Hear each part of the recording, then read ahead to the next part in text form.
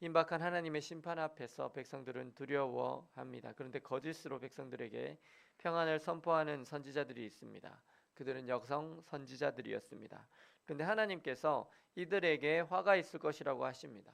두어 움큼 보리와 두어 조각 떡을 위해서 내 백성 가운데서 나를 그들이 욕되게 하였다고 하십니다. 그리고 하나님께서는 그 여자 선지자들을 악으로 규정하십니다. 마치 무당이나 사탄의 무리같이 보십니다. 아니, 하나님의 말씀을 그냥 몇 번 잘못 전한 것 아닙니까? 그런데 왜 이 여자 선지자들을 하나님께서는 악으로 규정하실까요? 그것은 그들이 하나님의 뜻을 왜곡하기 때문입니다. 그리고 이 하나님의 말씀을 왜곡하는 행위는 영혼을 사냥하는 행위와 같기 때문입니다. 만약에 바르게 하나님의 말씀을 선포하는 에스겔이나 예레미야 선지자와 같은 선지자들이 있습니다.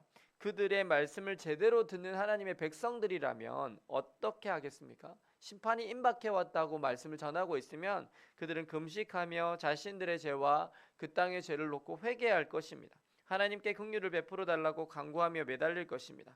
그러면 하나님께서 그 땅을 향한 진노를 더디 주시거나 아니면 돌이키실 수도 있습니다. 그런데 이 여자 선지자들은요, 그런 하나님의 심판이 결코 오지 않을 것이라고 합니다. 하나님께서 아직 긍휼을 베풀어 주시지 않았는데 진노가 임박해 왔는데 평안하다고 거짓으로 말합니다. 그리고 이들이 더 수가 많습니다. 다수입니다. 제대로 된 선지자는 에스겔이나 예레미야 정도밖에 없고 나머지는 다 거짓 선지자들이에요. 그렇다면 신실한 백성들도 누구 말을 잘 들을 것 같습니까? 사람은요, 자신이 듣고 싶은 말을 듣습니다.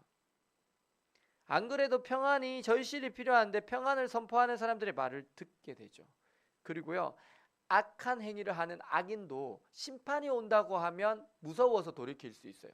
근데 평안을 선포해 버리잖아요. 그 악한 얘기에서 절대 돌이키지 않습니다. 그래서 하나님께서 진노하십니다. 이들은 지금 가장 악한 행위를 하고 있습니다.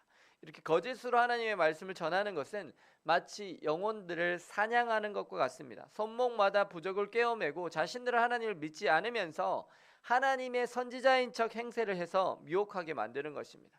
그래서 정말 회개하고 하나님 앞에 돌이켜서 살아날 영혼들을 미혹하여 죽게 만드는 것입니다. 그리고 당연히 악하여 죽어야 하는 영혼들의 심판의 메시지를 듣지 않아서 더욱 활개를 치고 다니도록 만듭니다. 그래서 하나님께서 이들에게 어떻게 하십니까? 이들의 팔에서 부적을 떼어버리시겠다고 하십니다.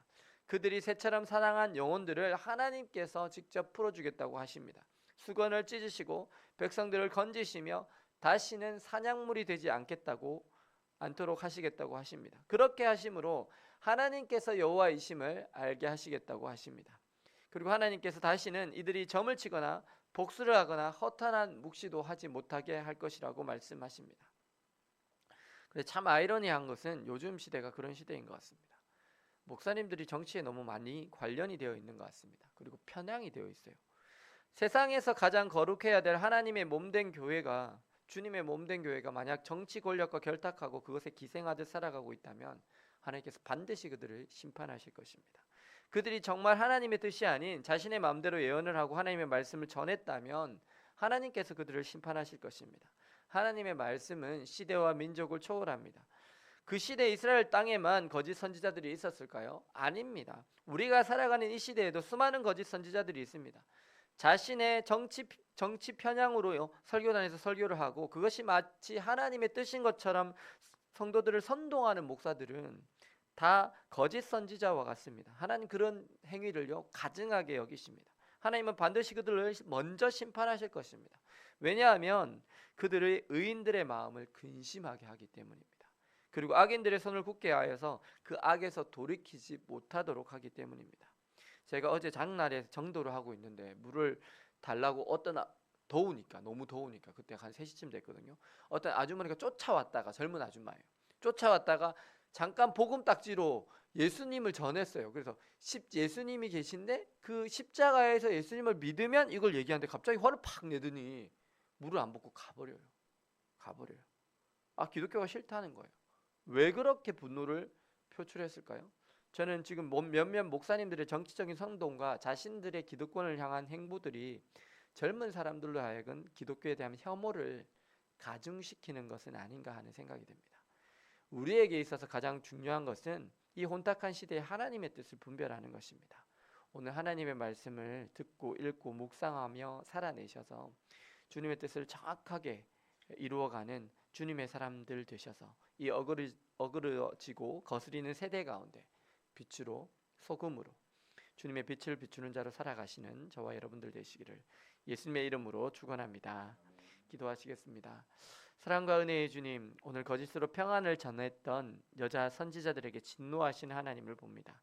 주님께서 그들에게 화를 내리시며 그들의 손에서 부적을 떼어내며 그들로 하여금 허탄한 묵시도 보지 못하게 하시며 점과 복술도 행하지 못하게 하시는 주님을 봅니다.